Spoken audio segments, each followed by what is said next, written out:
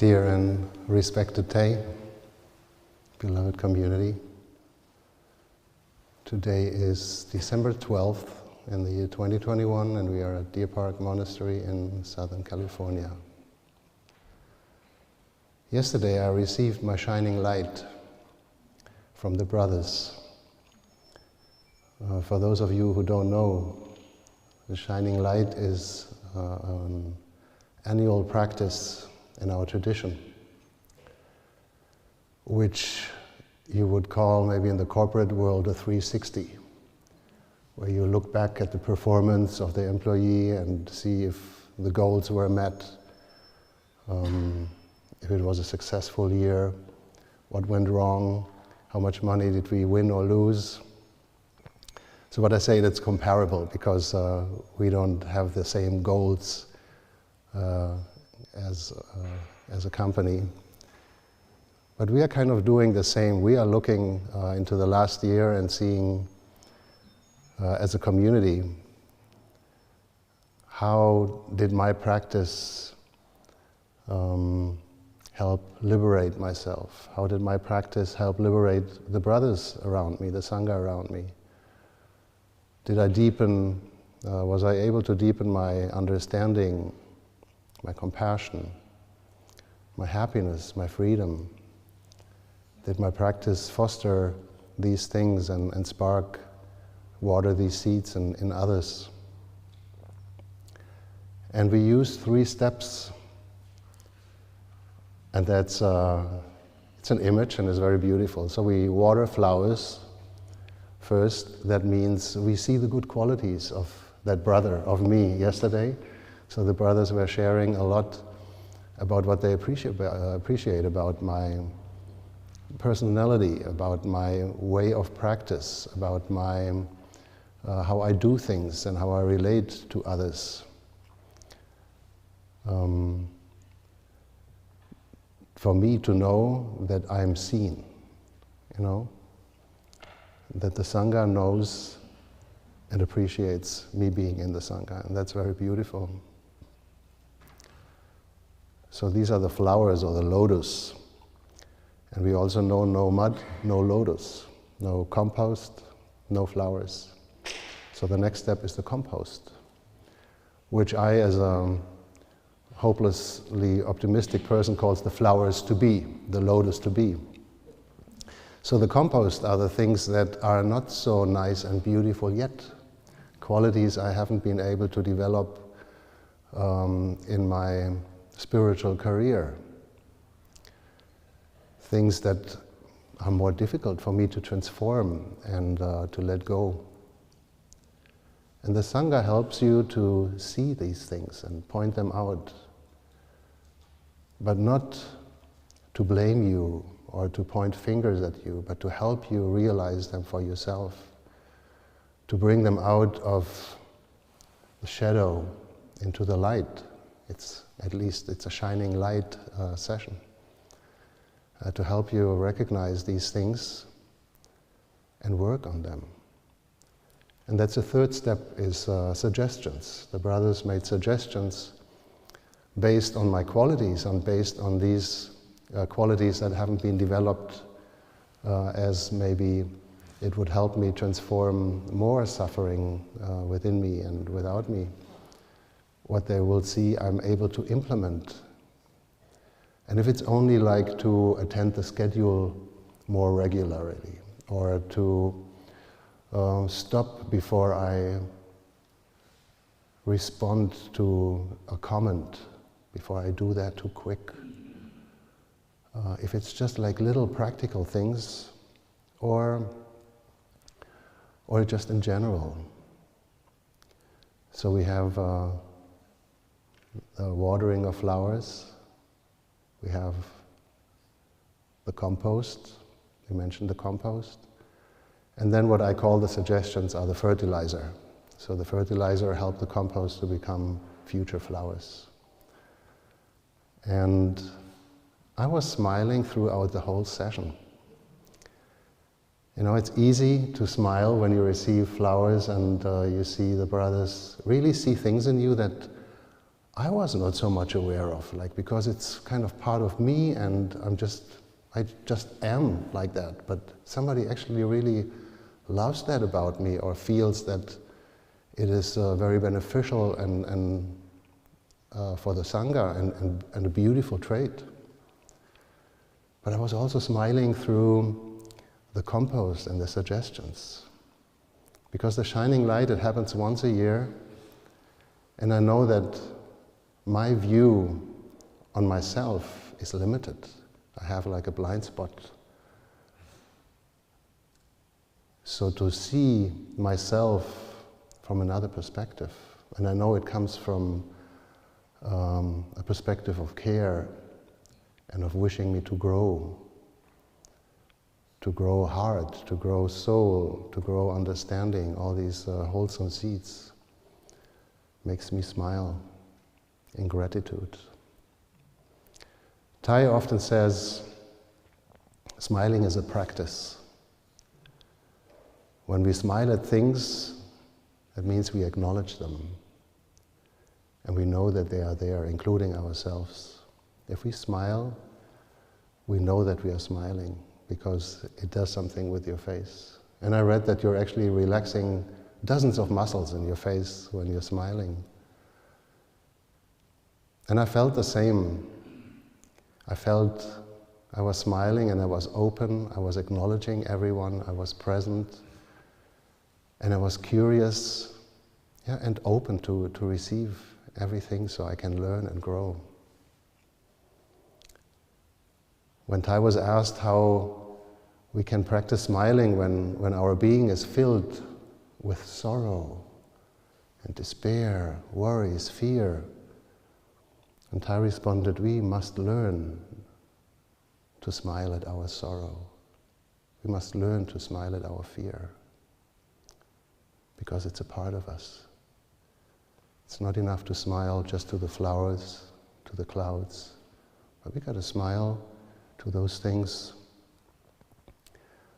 that we put aside a little bit, our blind spots. But all of us know that there where there is light, there is shadow. And where there is a lot of light, there is a lot of shadow. It's just the nature of physics. And actually, from a spiritual perspective, only because there is a shadow, that means there is light. And because there is light, there is a shadow. So these things inter-are. There is no one without the other. Yet we as human beings, we try to focus more on the light, on the good about us, what we feel as pleasant. And we create ourselves these shadows, things that we are not very proud of, about our personality trait, about our character, about our habit energies, about how we relate to others, or how easily we explode and blast out at people we love.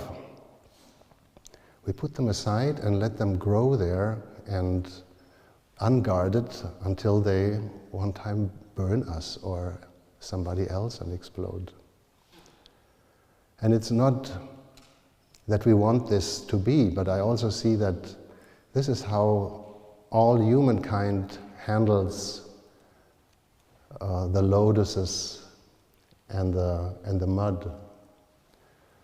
Like in advertisement, you always hear like, this product is so yummy, it is so sweet, it's the best. But they will never tell you like what is not so good about it. Like this, I never heard somebody saying in an ad, this product is so sweet and great, but it has actually a lot of toxic ingredients in it too, which can kill you or do you real harm. Or the packaging is really not recyclable, but we don't care, it tastes great.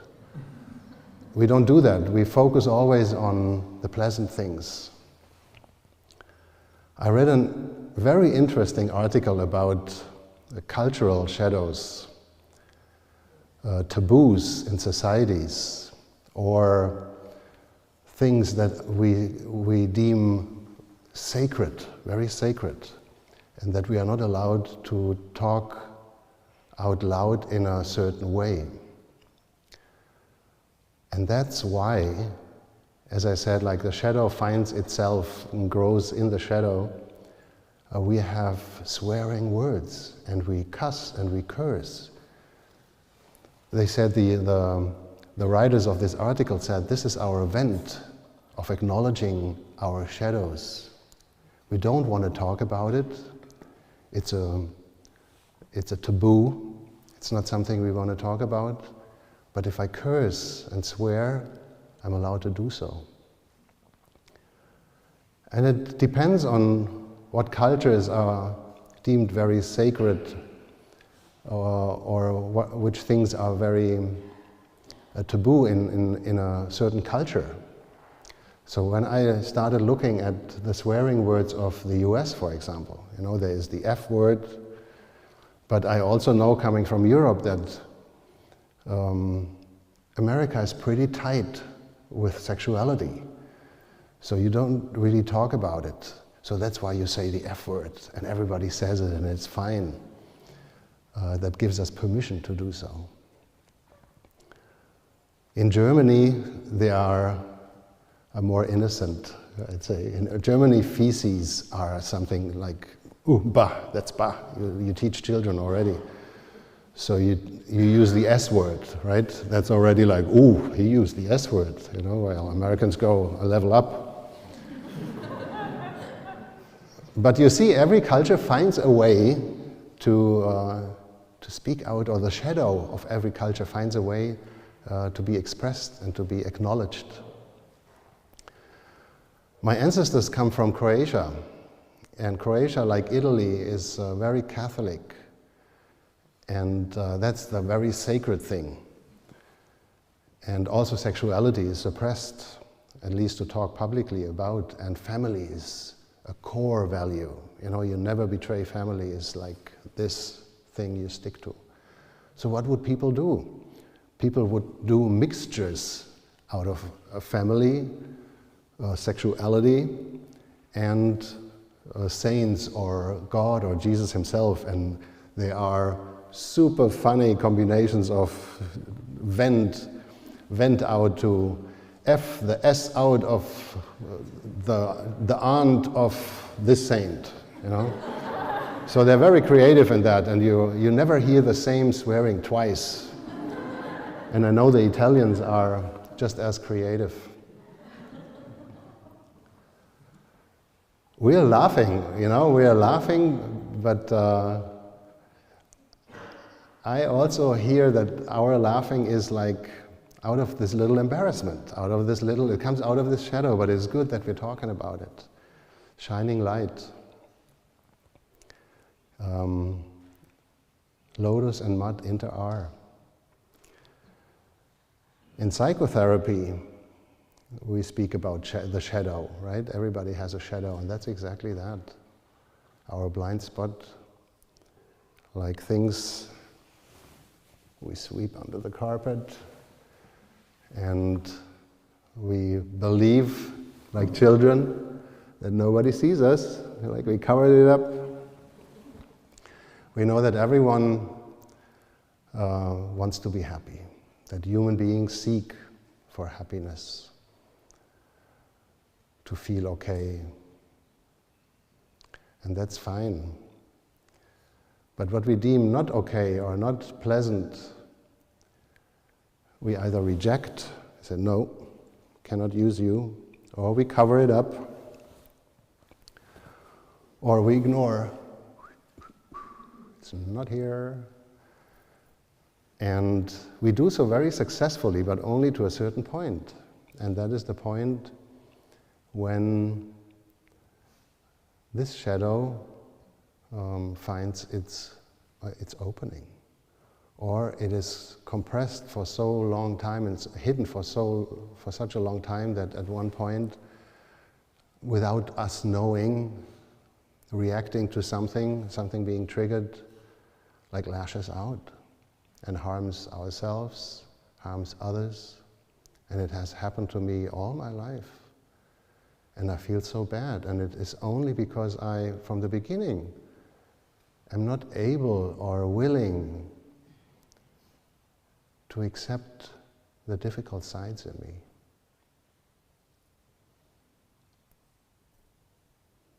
Maybe because they are also a taboo and you just don't speak about that. You don't speak much about your weaknesses.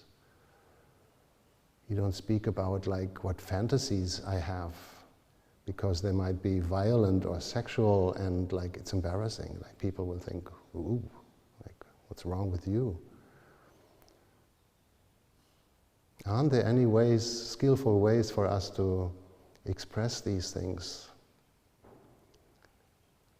Like for ourselves, in our way of thinking and acting, and communication with friends at least, or family, with our partners. But even there, with our partners, we have our little secrets which we don't want them to know. And what do? They weigh on our hearts. There is not the ease and the peace we are wishing for. Like by putting our good sides into the light, into the spotlight, and saying, look, that's me. Ain't I beautiful, and ain't I a role model? At least I'm doing my best. But deep in our hearts we feel the shadow, and it feels like, and when we're alone, we don't bear it. And when we're alone with ourselves, we cannot cover it anymore. We cannot reject it or ignore it. And then we take the phone and call a friend. We turn on the music or the TV, whatever. We go and read a book. You can say, I'm reading a spiritual book. Well, great for you. Are you facing your suffering? Yeah, it's about suffering, you know? So you see the difference, you can read about suffering, but you're not taking care of your own suffering. And I'm talking about myself, but I'm glad to hear like these little giggles. That means we are in this together, right? And today I would like to dare us to step out of the shadow, or to allow the shadow to step into the light. I would like to illustrate the physics of the mind, how the mind tries to find something pleasant, to find and create light, stemming from that wish to be happy, and how we wishing for something wholesome and for something beautiful actually can harm ourselves.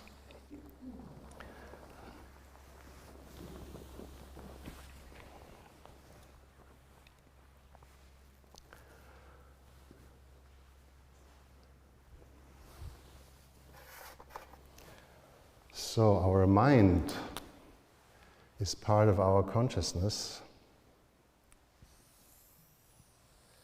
And you have seen this circle probably as consciousness.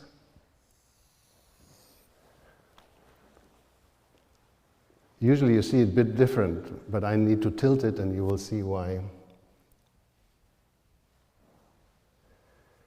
So here's our store consciousness.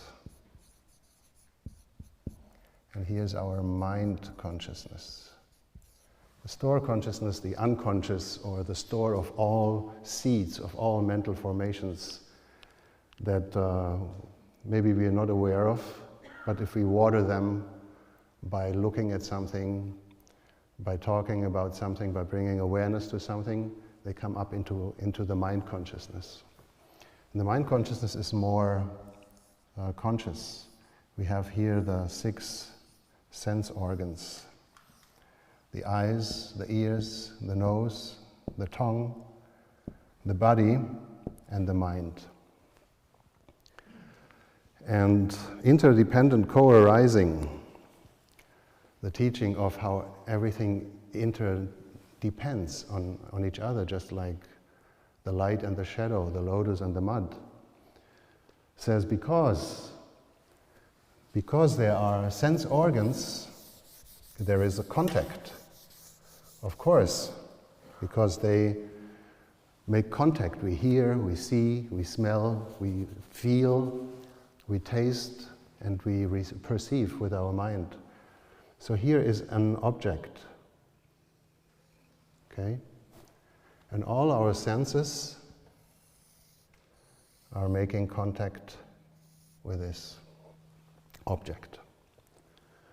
Now, because there is this contact with an object, there's a feeling arising. And that's something very natural, a natural human reaction. There's a feeling arising. Let's put that here. And as I said, we are looking for happiness. We are always searching for happiness, for peace. But we don't find it always. So let's say our object is a dog. Now when you're a dog person, right? You see a dog and you say, oh, come on buddy, come here. And you will play with him and you pet him and it creates a pleasant feeling. So this is one way it can go. You feel pleasant, you feel happy. And in Buddhist terminology, we say you create an attachment, you know? And you cling to that happiness because intuitively we want happiness and there it is. So now just grasp it and hold it and don't let it go anymore. And we will be happy till death us part.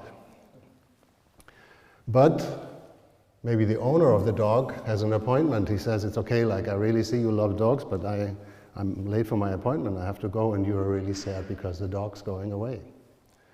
So what do? You go back to the mind and find another object of your desire that makes you happy.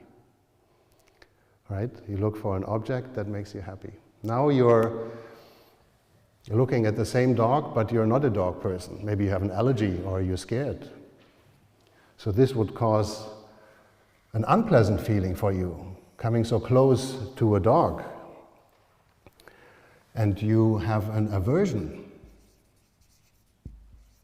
That makes it even easier, because when you see something that you feel at unease with, where you don't feel peace, like being alone with our shadow, we are looking for something. And that's exactly what we do. We go right away. It doesn't even take us long. There's no petting and smiling. We go right back. And through our sense organs, we try to find something else which possibly brings us happiness. And this here is a very interesting, I think this is the most interesting part. Let me make it big and magnify this field here where everything happens, you see? Where decisions are made, creating our happiness or our suffering, maybe without even our conscience. It's just like we make contact with an object, we have a feeling and we go in one direction. And I don't know how free we are in that moment to make that choice. So I call this here, this is also the place where our freedom lies in and our growth lies in. This is the present moment. This is the mindful present moment. And I call it the field of fate, because so much is decided here, whether we just follow an instinct or a fear or an urge for happiness, or we water seeds of mindfulness, of understanding, of acceptance, of peace, saying, I know there is a shadow, I'm very aware of that, and I can bear it. That's what we do with mindful breathing. When we come into the field of fate, you know, it's a big gravitational pull. It wants to pull you to this side or to that side. And these things can be very strong talking about fear, like you're afraid of a dog, but there's a dog running to you. He wants to play, but you don't see it. You're just afraid. So there are forces in there that are bigger than you, that are stronger than you. Mindfulness practice helps us to observe these. To say, wow, there's this dog coming to me, I'm really scared. And the owner like, he's just playing. You know, I don't care, he's just playing. I don't want to play with him. But if you notice that and said, I know I'm freaking out here, you know, I'm so scared of that dog, but it's okay, let's breathe. Like, it is so difficult. But I have this practice. I focus and bring my attention not to the dog and make it worse, and feed my fear and imagine what this beast could do to me. But I'm coming back to my breathing. I'm breathing in, I'm breathing out. Feeling my tummy rising and falling. And I'm inviting the seed of mindfulness into my mind consciousness. And maybe I want to invite another seed, like courage. I know I have courage. Some people say, you are really a brave person. I say, I know, but not in the moment when the dog comes. I'm very courageous when it's about like standing high on a ladder or getting into difficult conversations. But dogs are a taboo for me. So the field of fate is basically that field, you know, where we act, where we become free or we enslave ourselves. Because what happens, let me see if this works well. Yeah, it works great. So what happens? Our mind makes contact, right? Now we find something pleasant, we go this way, it fades, and we look for a new pleasant thing. Look new and make a contact again and go around. Same is true with the other. We see something, it is very unpleasant, we go back to our mind, back to our sense organs and look for something that brings us more happiness and more peace. And you see what happens. We look for a new thing and we like it and it fades and we go back to our mind, and we look for a new thing and we don't like it and we go back to our mind. This is the eternal sign for eternity. This is samsara. This is the eternal cycle of suffering, which we allow us to steer ourselves through our life because of this field of fate.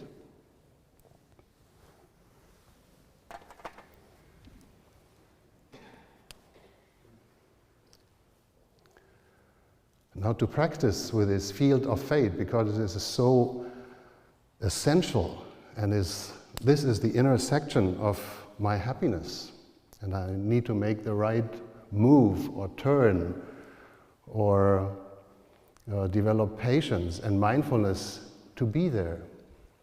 Here we have to dare to bear the pain.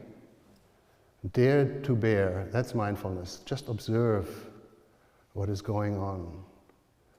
It's so heavy, it is so scary, it is difficult, but I know it will pass, just like the happiness passes. It might pass like kidney stones, but it will pass. And we know it, you know, we've been through that. But again and again, like little children, say, no, not to me. Talking about children, imagine now, we want to practice in this field of fate, F-O-F. Imagine you're a mother and you have 2 children and you're holding them, each one hand. One kid is called pleasant, it's a very pleasant kid, so we call it pleasy. And the other kid is very unpleasant. Let's call it unpleasy. Right? And you know it, so this is a metaphor. You are the facilitator of your feelings when you make contact with something. You are the constant facilitator. You're the constant seed of mindfulness, the practitioner who is in touch with your shadow and with your light. when you're alone. When you're somewhere, you forget about that child there and you walk just and leave that other child behind, right? And hope that nobody sees that unpleasant child. Let's make up a story. You walk with these two children and let's say you want to visit grandma, right? We want to visit grandma and you walk with the kids. And you know, the pleasant kid, the happy kid always pulls forward and says, look, there is the ice cream truck. Look, there is a playground. Look, there is a dog. Look, there is a dog. And wants to run to the dog. But as a mom, as the seed of mindfulness, you don't want to let go of that kid because you don't know what's going to be happening. You want to stay in touch with that. You want to connect with that excitement or joy or happiness. If you just let it go, it might be overjoyed and fall, but you know it's not in your hands anymore, literally. It's not in your hands anymore. So we really want to keep that child there. And the mom wants to keep her child safe. While the other kid, for example, sees the same dog, but maybe is the scared one or allergic. And you know how like stubborn kids, they fall down to the ground and you have to drag them like a bag of beans.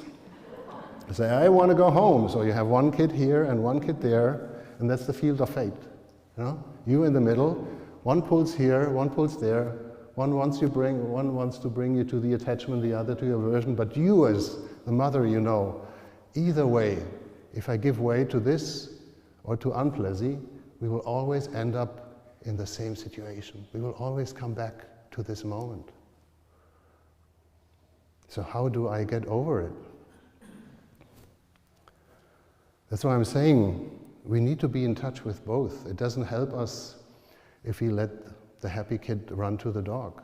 And then I go home with my scared kid and say, we're going home, we're going away from the dog. Or I leave that little kid unpleasant behind and say, you go home when you're afraid, and we play with the dog. So this is how I practice being in touch with my lotus and with my mud, always being there. Even when I'm very happy. And as a mother, I can also recognize my Plessy is so happy now, I want to give him 80% of my attention. But 20% of my attention is still with unpleasant because it is here and I can feel it.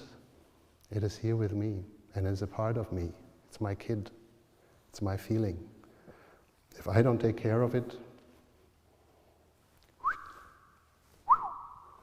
it will go its seed of mindfulness in us. Or we, as a practitioner and a facilitator, we develop care. We care, we are compassionate,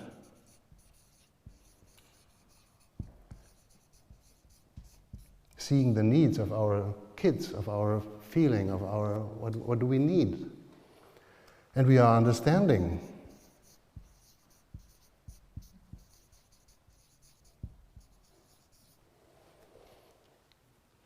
And these are wholesome seeds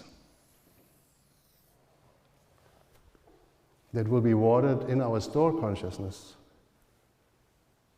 and manifest in our mind consciousness. And through our sense organs, we as the mindfulness practitioner, as the mother, we look at the dog and we know what to do.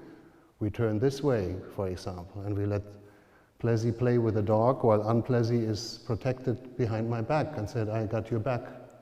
You know, you're safe from the dog. And you ask the owner to keep it on the leash so we know what to do. Because first of all, there is this acknowledgement. And we can also learn how to smile to our fear, for example, to smile to our unpleasant feelings. Just as Thay says, we must learn to smile to our sorrow. Because with that, we acknowledge it is there. And with that, we create an openness for it and said, you have a right to be here, you know. And it was my unskillfulness that brought you into the shadow. And I don't want to be in the shadow, and I don't want you to be in the shadow.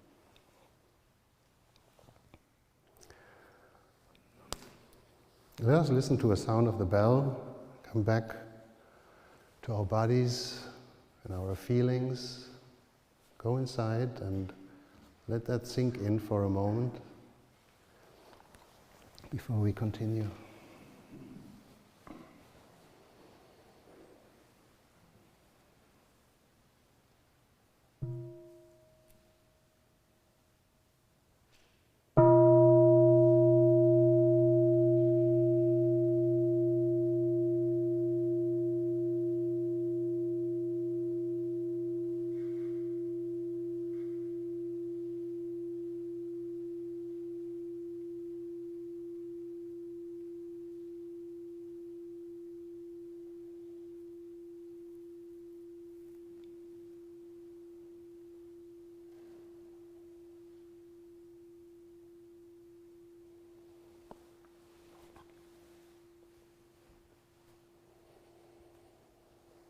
So here as a mother, when we make contact and it comes to a feeling, it might go like this. Let me go, hold me, let me go, hold me. But the mother is able to be in touch with both and exits this fate of field, this field of fate, right? And it does so by the natural care, compassion, and understanding, which we develop and water by practicing. Practicing stopping, practicing breathing, practicing looking deeply, recognizing what is alive within us, practicing observing how our thoughts, our words, our actions influence others, harm others, make others happy.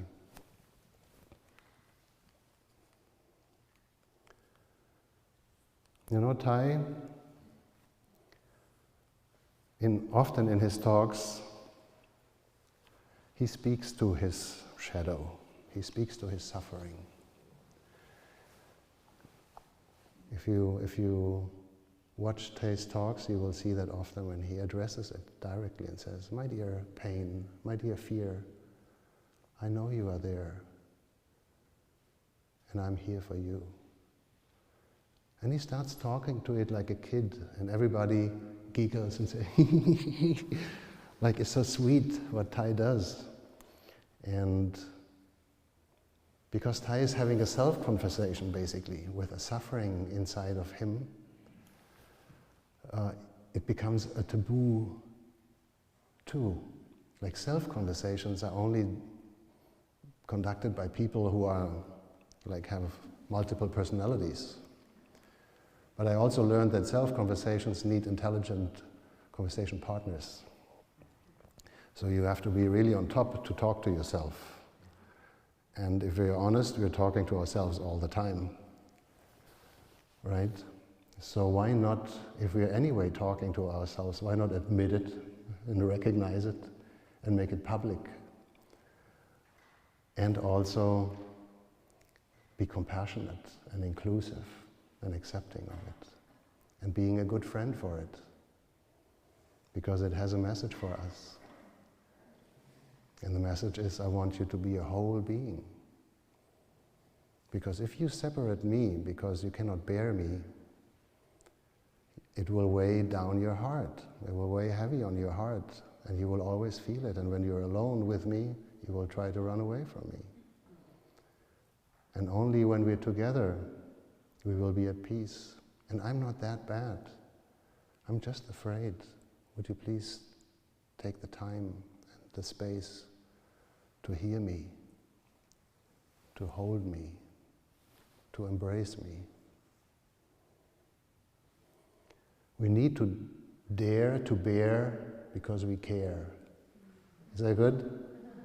Dare to bear because we care for ourselves.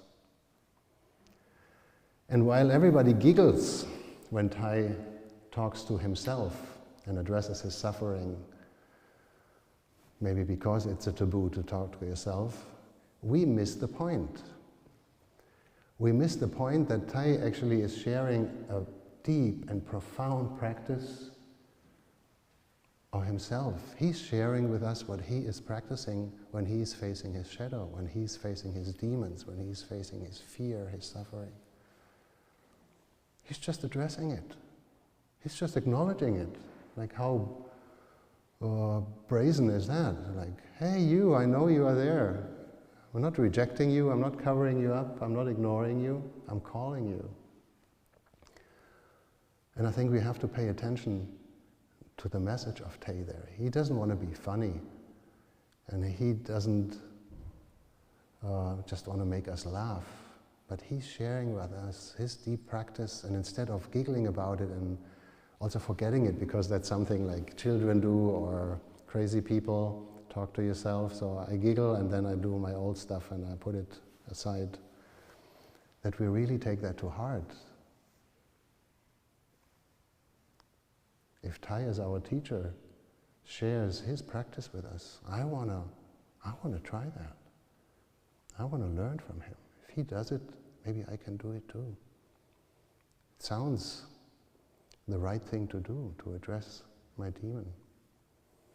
Thay says, when you develop the capacity with your practice of care, if you're able to water seeds of compassion and understanding, you will have the capacity in your heart to invite these shadows, these demons, out of the shadow. He calls it the basement. He says, when you're in the living room and you have your demons, your fear, your suffering, you put them in the basement so you don't see them. But when you're alone, you know there's a monster in the basement and you're afraid and you might lock the door and make just sure that it's not coming to you. But if we take the step and are not caught in this gravitational field of fate, but we dare to bear the forces and we breathe, and we might say, whoa, that's strong stuff here. And we continue to breathe. Then we will exit on the other side. We will water these seeds and create a capacity to actually say, hello, my dear suffering. I've been locking you up down in that basement, but I'm going to open the door and I would like to invite you to sit next to me. I want to acknowledge you. I know you are there, and I know you suffer. And I want you to know that we are in this together. I know that you have a message for me, that your fear is something that I can grow, that I can learn to be more understanding, to be more compassionate with myself, to be fearless. And I might not be able to take all the lessons in one session. It's just like psychotherapy. They make you come back every week, right? But you don't need to take money from your shadow, from your demon, when you invite it from the basement. It's more an intrapersonal connection that you have there. But it might not be done in a session, and you might feel that you have the capacity to invite it up, and it is coming up. And you just, how does that look like in reality? You're alone at home. You try to call a few friends, but nobody's available.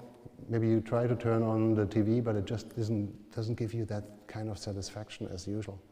And you know, I think it's time to be with myself right now. I'm really bored, or I'm really at unease here, but there's something probably that wants to break through. So what you do is you make yourself cozy on the couch, on the floor, you lie down, you sit beautifully. For me, it helps when I sit beautifully, like in sitting meditation, because I'm still alert, I'm relaxed, my breathing can slow down, but I'm still alert because my spine is upright. When I lie down, I can do it too, but I'm not that focused.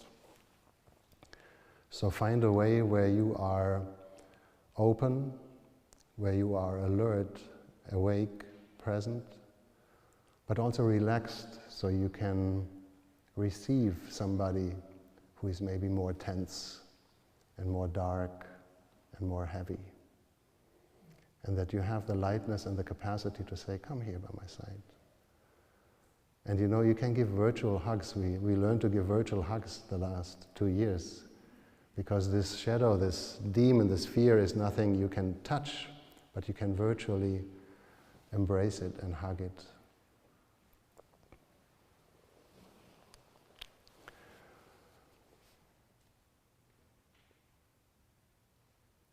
And then we would have the capacity here, as a consequence of this capacity, equanimity, which is a great teacher, equanimity, good, bad, who knows? You know, it feels bad in the moment, but how many times I look back into my life and things I found terribly unpleasant were actually good when I look back and I see like, wow, without this, I would never become a monk. Without my suffering back then, you know, I would have maybe never went on a spiritual path and take on all that suffering and allow that in, but also find ways to welcome it in and to practice with it and to transform it, to transform this mud and with the practice as a fertilizer and grow a new lotus. And seeing that I need the mud to be a lotus, that it's not bad and good, it just is, it is the same. It is not two things. It's not this or the other. It is both. And if we are both, we are whole. Equanimity and wholeness. And if we have that, we make decisions and water seeds based on these values. Either way. And it's okay to feel pleasant, and it's okay to feel unpleasant. But if we have a seed of mindfulness that recognizes that either way is a dualistic way and not representing me as a whole, then we know that we are suffering. We know that we are happy, but still we don't want to let go of that happiness and take its own run, because we know it can hurt itself. How many times I was so happy, so euphoric, enthusiastic, and I actually hurt other people or hurt myself because I couldn't stop myself from being happy. Sometimes we forget that extreme happiness can do harm too. For the suffering is clear. And then we can look through our sense organs at objects in a different way. That when it comes to the field of fate, to that gravitational field, we can dare to bear because we care. Right? Selective watering of seeds. That's our practice. When you come to a doctor in Germany, you come into his office and they don't ask you, I went here in the US and they said, what's wrong? And I said, nothing's wrong, just have a little bit of this. But the doctor in Germany would say, and I don't know why, but I like that. He says, hey, what's missing? Ja, was fehlt uns denn?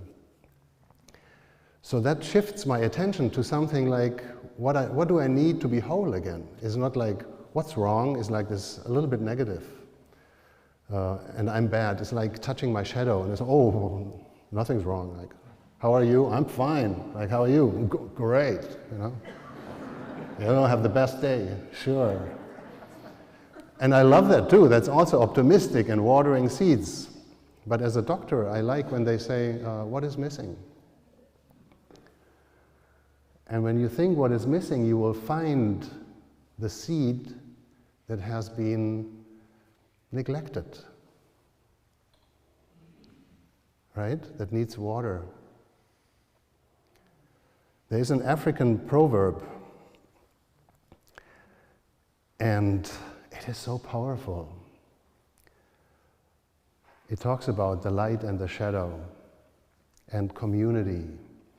It says, the neglected child will burn the village to feel its warmth. I'll say it again.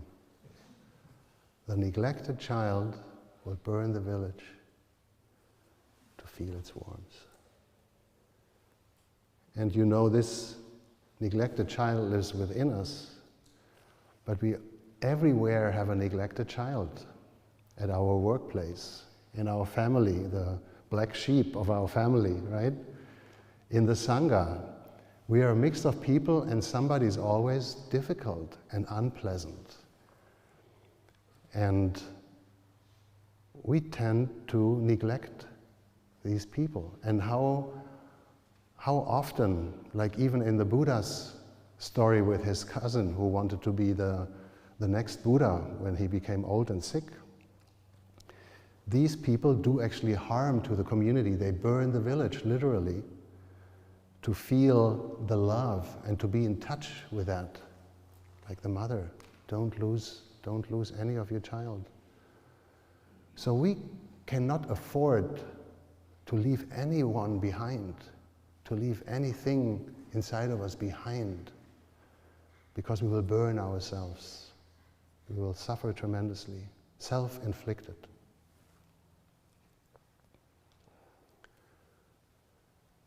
When I'm unwhole, I have a little practice developed for myself to detect the seed that needs to be watered, what is missing. And I want to share it with you. It's very helpful to me, and it consists of just 3 questions. So I'm asking myself, I'm feeling unwhole, I'm feeling unbalanced, I'm not at peace. But I want to be peace, I want to be happy. So I ask myself, what do I need? What do I wish for right now, most? What do I most wish for to have as a quality right now, as a seed? And maybe it is,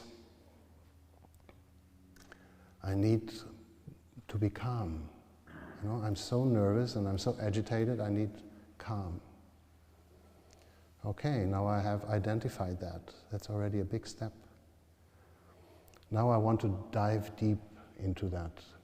And I ask myself, if I had calm, what would that change for me?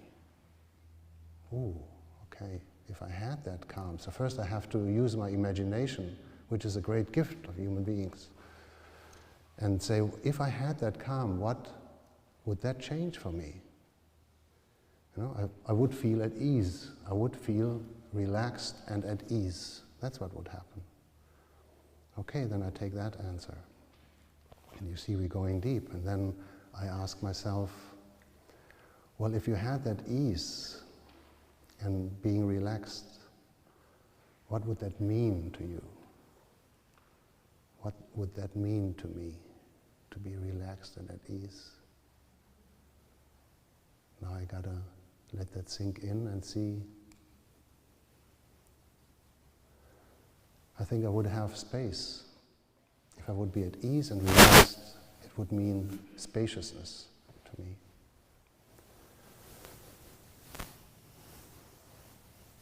And then the last question is, and if you would have that spaciousness, what would then happen?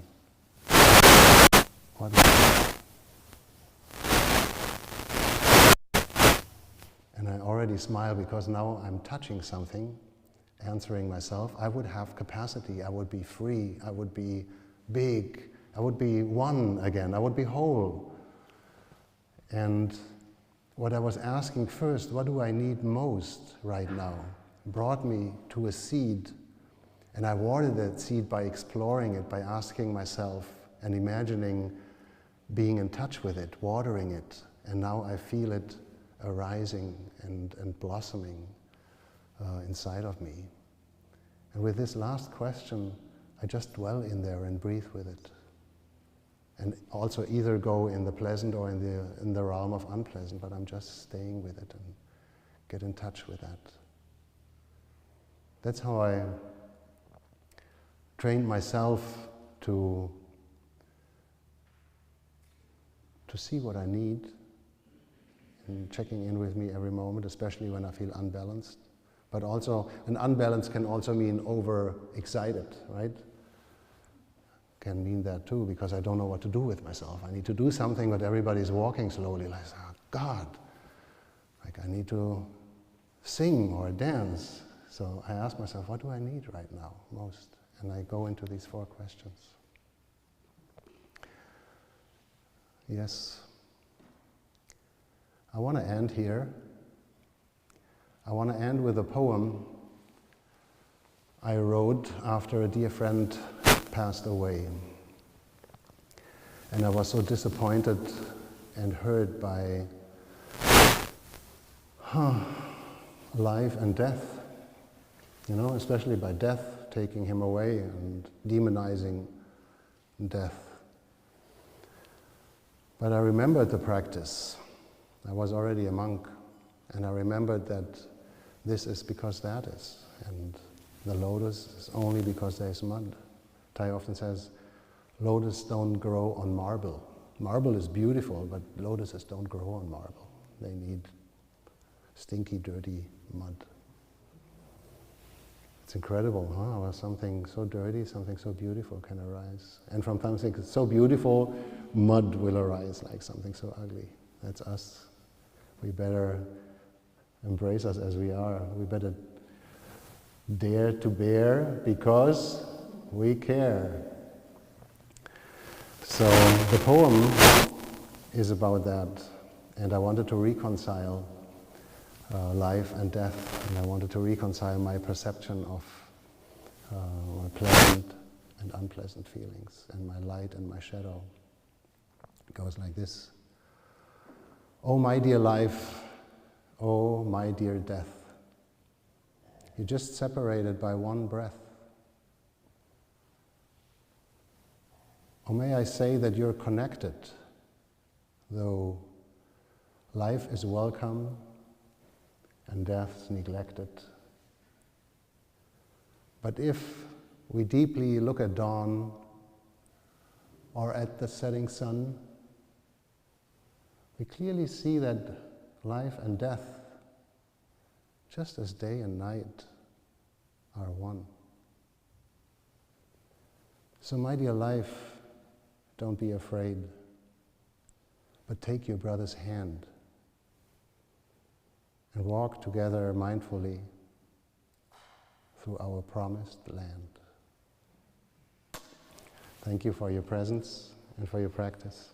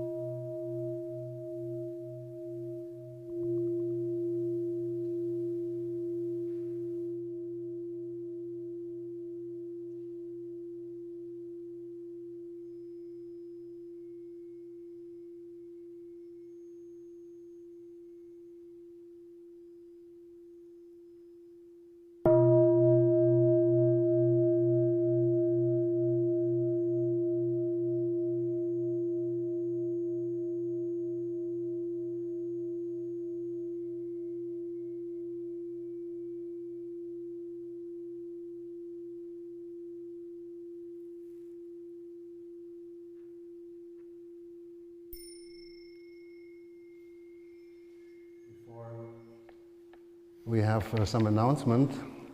You might have noticed that every talk during the winter retreat The topics are one of Thay's book titles. So today's topic of the talk is being peace, with the book Being Peace. But rather than summarizing the book to you, I decided to share what came up for me after reading it, how it resonated and what seeds were watered.